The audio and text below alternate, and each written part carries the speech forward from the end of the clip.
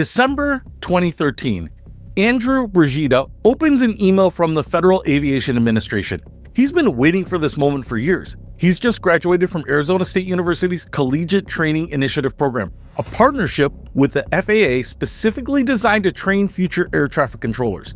He scored 100%, a perfect score, on the air traffic selection and training examination. He's ready. The FAA knows he's ready. His name is on the preferred hiring list. Then he reads the email. Recently, the FAA completed a barrier analysis. As a result of the analysis, recommendations were identified that we are implementing. You will be required to complete a biographical questionnaire before retaking the cognitive portion of the test. Wait, retaking? His perfect score doesn't count anymore? Andrew takes the new biographical questionnaire. Questions like, the number of high school sports I participated in was, the age at which I first started to earn money other than allowance was, and how would you describe your ideal job? He fails. Andrew Brigida, with a specialized degree, years of training, and a perfect score on the skills test, doesn't get hired. But thousands of people with only a high school diploma who have never touched an air traffic control panel do. Fast forward to 2025. The United States has experienced a catastrophic air traffic controller shortage. Nearly half of FAA facilities are understaffed. Controllers are working mandatory 6-day weeks. Near misses are spiking. And in January 2025, 67 people died when a passenger jet collided with a military helicopter near Reagan National Airport. So here's the question that's been simmering for over a decade. Did the FAA's attempt to diversify air traffic controllers in 2014 by shutting down the main pipeline of qualified candidates create the staffing crisis we're facing today? This isn't a simple story. It involves a government agency trying to address real discrimination, a controversial questionnaire that valued the right personal history over proven ability, the collapse of an entire educational system, and now a class action lawsuit that could reshape how the federal government hires. Buckle up. This is going to be turbulent. Act 1, How We Got Here, the CTI program. To understand what went wrong, we need to go back to 1981. That's when President Ronald Reagan fired 11,345 striking air traffic controllers in one of the most dramatic labor disputes in American history. The Professional Air Traffic Controllers Association, PATCO, walked off the job demanding better pay and working conditions. Reagan gave them 48 hours to return. Most didn't. They were gone. Overnight, the FAA lost the entire trained workforce, except for a few hundred controllers who crossed the picket line. The agency had to rebuild from scratch. Throughout the 1980s, the FAA scrambled to train new controllers, but by 1989, they realized they needed a better system. Enter the Air Traffic Collegiate Training Initiative, or ATCTI. The concept was brilliant.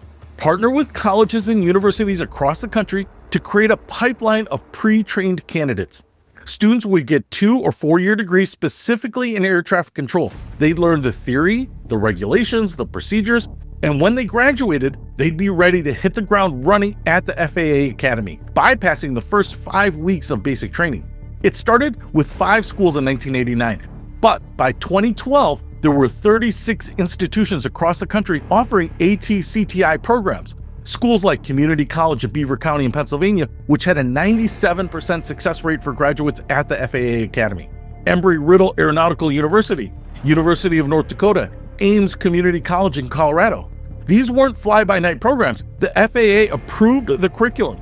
Students learned on actual air traffic control simulators. Many instructors were former controllers. The education was rigorous and expensive. Students invested years and tens of thousands of dollars. And it worked. A 2013 study by the FAA's own Civil Aeronautical Medical Institute confirmed that CTI graduates had significantly higher success rates at the academy and in on-the-job training than off-the-street hires, people with no air traffic background. The pipeline was fetch. It was producing qualified candidates at exactly the rate the FAA needed. By the end of 2012, the FAA even announced they wouldn't conduct any more general public hiring. CTI schools and military veterans were producing enough qualified applicants. Everything was working. And that's when the problem started. Act 2, the diversity push and the barrier analysis. Here's what most people don't know. The FAA had been under pressure to diversify its workforce for decades, and for good reason. Air traffic control was overwhelmingly white and male. In 2000, a 3-member task force that included representatives from the National Black Coalition of Federal Aviation Employees, NBC-FAE, wrote a business case and strategic plan to address underrepresentation of minorities, women, and people with targeted disabilities. The report highlighted a real problem. Despite being a federal agency serving a diverse public, air traffic control looked nothing like America. This wasn't unique to the FAA, it was a broader issue across technical fields, but it was still a problem that needed addressing. Fast forward to the Obama administration. In 2012 and 2013, the NBC-FAE intensified its advocacy, meeting with the Department of Transportation, FAA leadership, and the Congressional Black Caucus. The message was clear. The current system isn't producing a diverse workforce. Change it. In July 2013, the FAA created a Barrier Analysis Implementation Team. And yes, the acronym was BAIT, B-A-I-T. Their job? Figure out why minorities weren't getting hired at the rates they should be. The barrier analysis identified several issues. Number 1, the AT-SAT cognitive test, the 8-hour exam, appeared to have disparate impact. Minority candidates passed at lower rates than white candidates. Number 2, CTI programs had very few minority students.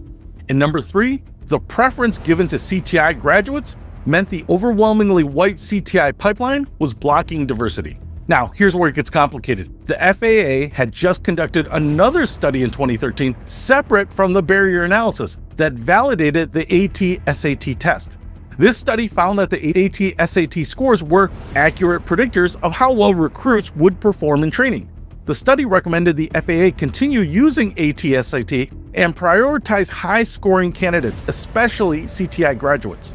So, the FAA had 2 contradictory findings. Study A, AT-SAT works great, keep using it, prioritize CTI grads.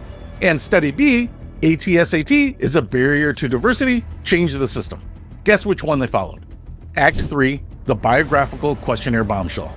In December 2013, the FAA dropped the bomb. Over 3,000 CTI graduates who had already passed the AT-SAT, some with perfect scores, were told their scores no longer mattered. They'd have to complete a new biographical questionnaire before they could even retake the cognitive test. Nobody saw it coming, not the CTI schools, not the students, not even Senator Pat Murray, Democrat Washington, who would later grill Transportation Secretary Anthony Foxx in a congressional hearing about the decision. So, what was this biographical questionnaire? It was a take-home personality assessment developed by an outside contractor. Questions included: the number of high school sports I participated in was, the age at which I first started to earn money, which subject did I get my lowest grade in during high school, how would you describe your ideal job, and more classmates would remember me as humble or dominant. These weren't trick questions, but here's the thing, the answers were weighted in ways applicants didn't know. According to court filings in the subsequent class action lawsuit, if you answered that your worst subject in high school was science, you got disproportionately more points than if you said math or history. Why? Because according to educational data, black students nationally score lower in science than other subjects compared to white students. The questionnaire was explicitly designed to favor certain demographic profiles. Internal FAA emails uncovered in the lawsuit showed that the weights were explicitly coordinated with the goal of increasing diversity. And get this, members of the NBC FAE were given buzzwords in January 2014 to include on their resumes that would automatically push their applications to the top of the HR files. A 2013 NBC FAE meeting advised members to please include if you are an NBC FAE member. Can you see the strategy? They were emphasizing points that would highlight if you were an African American, a woman, or other minority. After the 2014 biographical questionnaire was released, correct answers were reportedly shared among certain groups. Remember, this was a take-home test. The results were devastating. Of approximately 28,000 people who applied in 2014, only 2,200 passed the biographical questionnaire, a roughly 92% failure rate. Among those who failed, hundreds of CTI graduates with perfect AT-SAT scores. Veterans with years of air traffic control experience in the military, licensed pilots, people who had literally been doing the job already, failed a personality test about high school sports. Tom Daly, dean of Downing College's CTI School of Aviation, was bewildered. I have a couple of students who actually were air traffic controllers in the military and failed the test. How could you be an air traffic controller for 5 years very successfully and fail the test?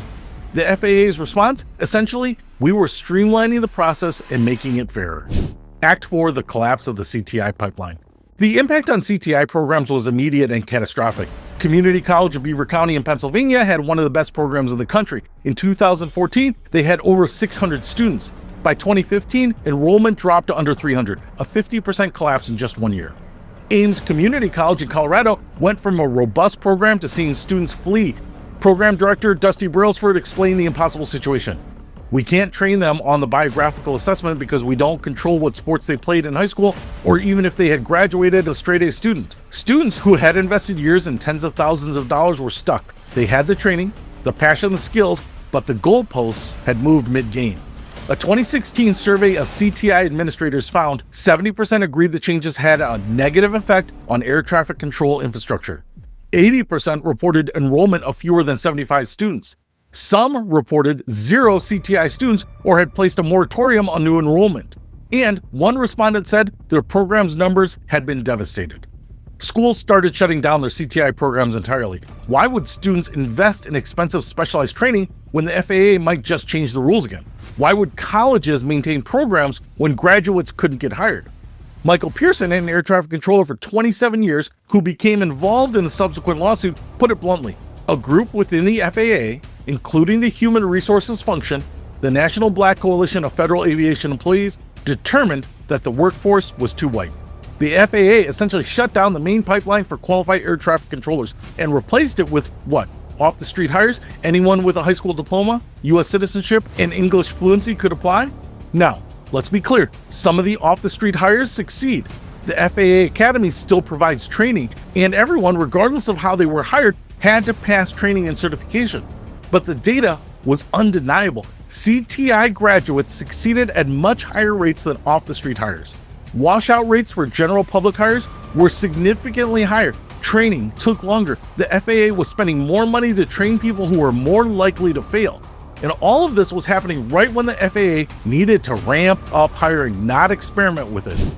Act 5, the perfect storm, why we're short 3,000 controllers today.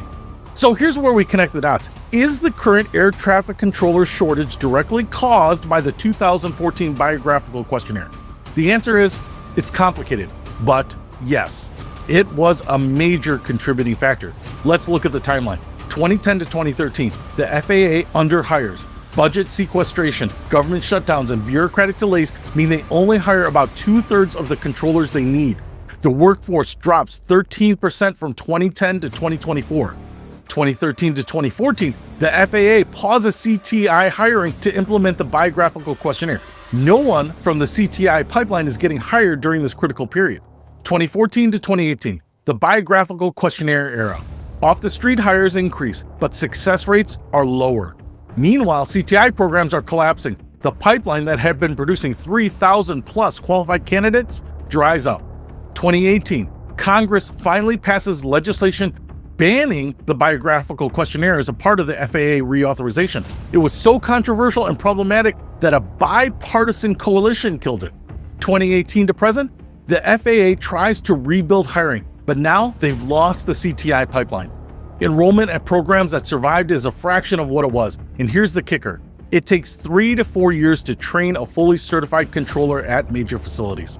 So even when the FAA ramped up hiring in the 2020s, they couldn't make up for the lost years. The people who would have been hired in 2014 and 2018 would now be the experienced controllers in 2025. They're not in the system. That's your labor gap.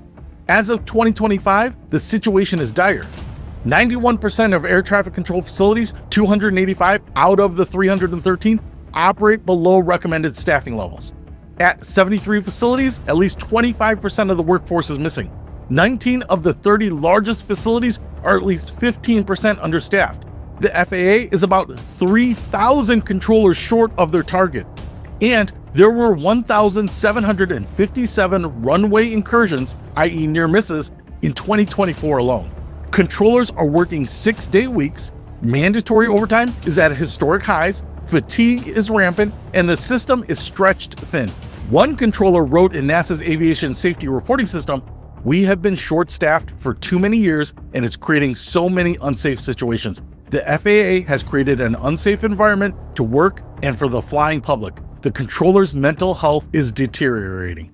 Could the FAA have avoided this? Almost certainly. If they had, 1. Maintain the CTA pipeline while simultaneously working to increase diversity in those programs. 2. Used validated testing methods instead of a controversial questionnaire. 3. Not shut down hiring for years during the transition. And 4. Actually hired the numbers they needed from 2010 to 2013. But they didn't, and now we're paying the price. Act 6, the lawsuit. Brigida versus Buttigieg.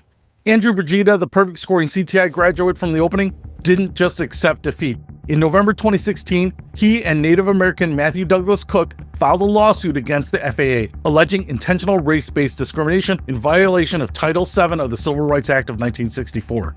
The irony is thick. A diversity initiative designed to prevent racial discrimination was itself allegedly engaging in racial discrimination, just against different races. The lawsuit was represented by the Mountain States Legal Foundation and attorney Michael Pearson. In February 2022, Judge Dabney Friedrich granted class action certification. Approximately 1,000 CTI graduates joined the suit. The case, currently known as Brigida versus Buttigieg, later updated as administrations changed, is still ongoing as of 2025, but the evidence uncovered in discovery is damning. Internal FAA documents showing the biographical questionnaire was designed with diversity goals in mind. Emails discussing weighted answers explicitly coordinated to favor certain demographics. A 2013 FAA document that literally asked how much of a change in job performance is acceptable to achieve the diversity goals. Evidence that NBC FAE members received insider information about how to game the application process. The FAA's defense has been, we weren't trying to discriminate, we were trying to remove barriers. And the biographical questionnaire wasn't about race, it was about predicting success. But here's the problem with that defense. Their own 2013 study showed that AT-SAT scores were accurate predictors of success, and CTI graduates had the highest success rates. So they replaced a validated system with an unvalidated one specifically because the validated one wasn't producing the right demographic outcomes. Peter Kirsanow, a member of the U.S. Commission on Civil Rights, wrote to then FAA Administrator Michael Horta in 2015, the FAA has abandoned or diluted objective standards of evaluating competence. As of now, the case is still pending. No trial date has been set, but if the plaintiffs win, it could open floodgates to similar lawsuits against other federal agencies that prioritize demographic outcomes over validated hiring criteria. Act 7, the political firestorm, DEI in the crosshairs. And then everything exploded on January 29th, 2025, an American Airlines flight collided with a U.S. Army helicopter near Reagan National Airport. All 67 people aboard both aircraft died. It was the deadliest U.S. aviation disaster in years. Within hours, it became a political issue. President Trump at a press conference appeared to blame the FAA's diversity policies. They just may have contributed to the crash, he said, without providing evidence. Was DEI responsible for the crash? Honestly, we don't know. The investigation is ongoing. But what we do know is that the tower at Reagan was understaffed. One controller was handling both airplane and helicopter traffic, two jobs that should be separate, and that staffing problems have been an issue for years. Whether diversity hiring caused those specific staffing problems is unclear, but the broader question, whether the 2014 changes contributed to the overall staffing crisis, is much more defensible. The crash reignited the entire debate. Conservative media seized on it. The Washington Times, Fox News, and other outlets ran stories about the biographical questionnaire, the NBC FAA buzzwords, and the collapse of the CTI pipeline. Meanwhile, progressive outlets defended the FAA's actions, noting the biographical questionnaire was banned in 2018, 7 years ago. Everyone hired still had to pass training and certification. There's no evidence the actual controllers in the January crash were unqualified, and the staffing shortage has had multiple causes, not just one hiring policy. Both sides have points, but here's what's undeniable. In 2014, the FAA prioritized changing demographic outcomes over maintaining a proven pipeline of qualified adults. That decision, combined with years of underfunding and bureaucratic failures, contributed to today's crisis. On his first day in office in 2025, President Trump signed an executive order ending DEI programs throughout the federal government. The FAA's diversity initiatives, which had already been significantly scaled back after the 2018 legislation, were officially terminated. Act 8, what the data actually shows. Let's step back and look at what we can prove. Here's what's confirmed. 1. The FAA did implement a biographical questionnaire in 2014 that had a 92% failure rate.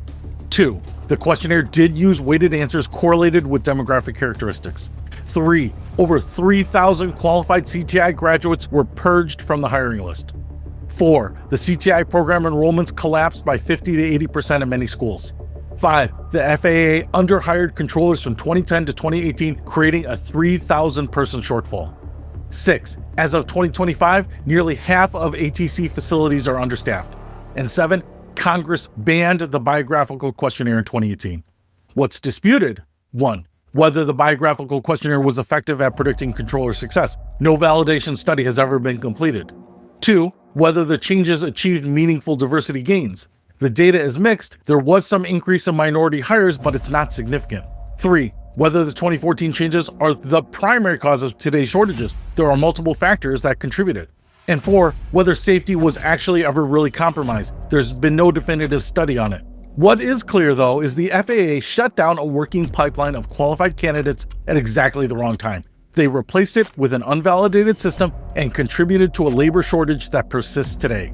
One analysis by Everything Policy looked at safety metrics. Ground mishaps increased before 2015, plateaued thereafter.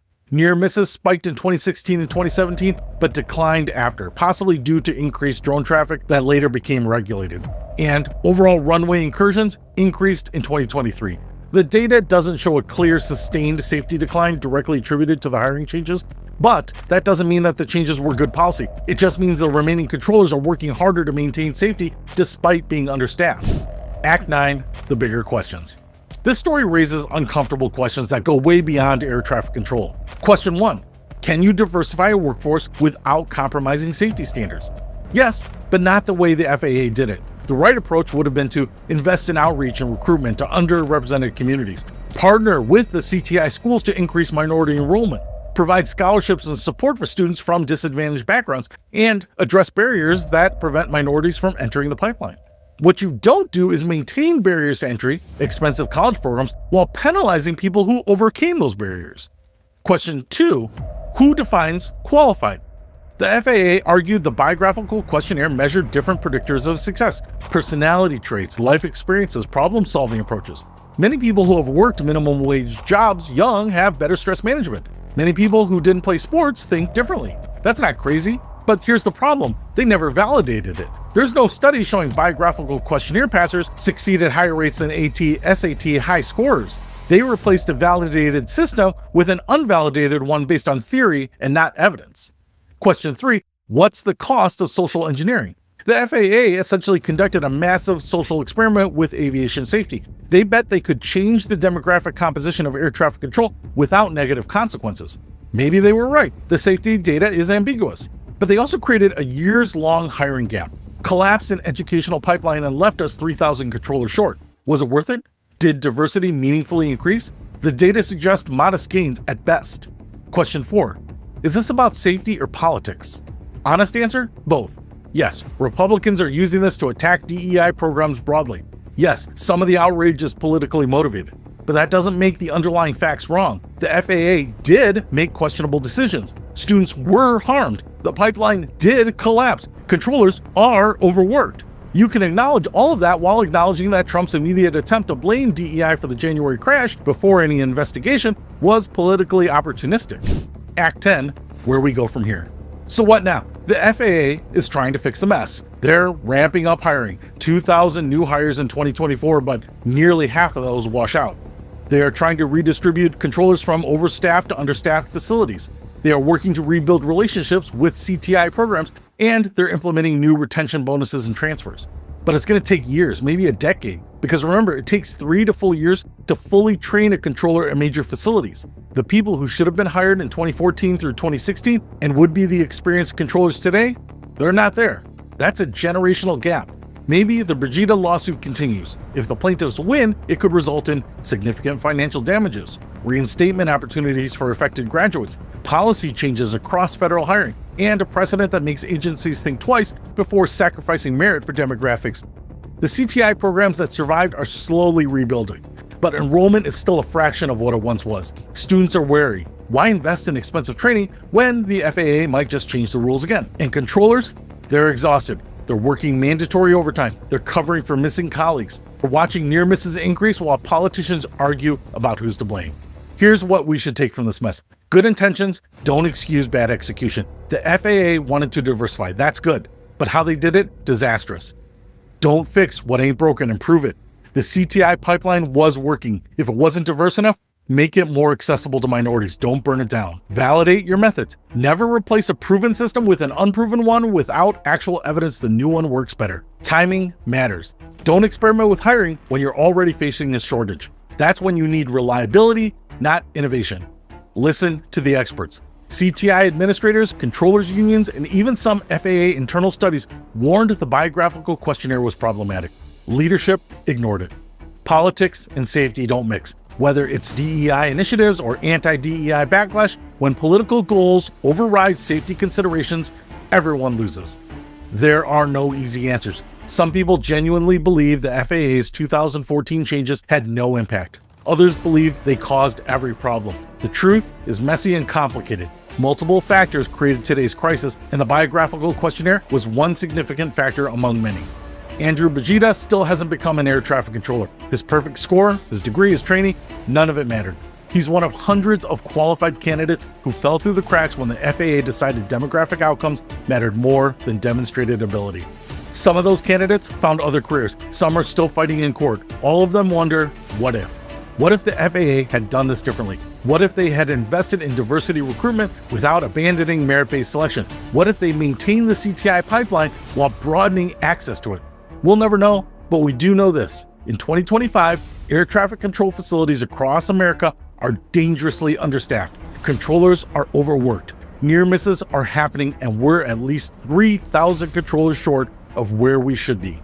This wasn't inevitable. It was a choice. It was a series of choices actually made by administrators who thought they could engineer social outcomes without consequences, and they were wrong. And now every time you fly, you're trusting an overstretched, understaffed system to keep you safe. Sleep tight.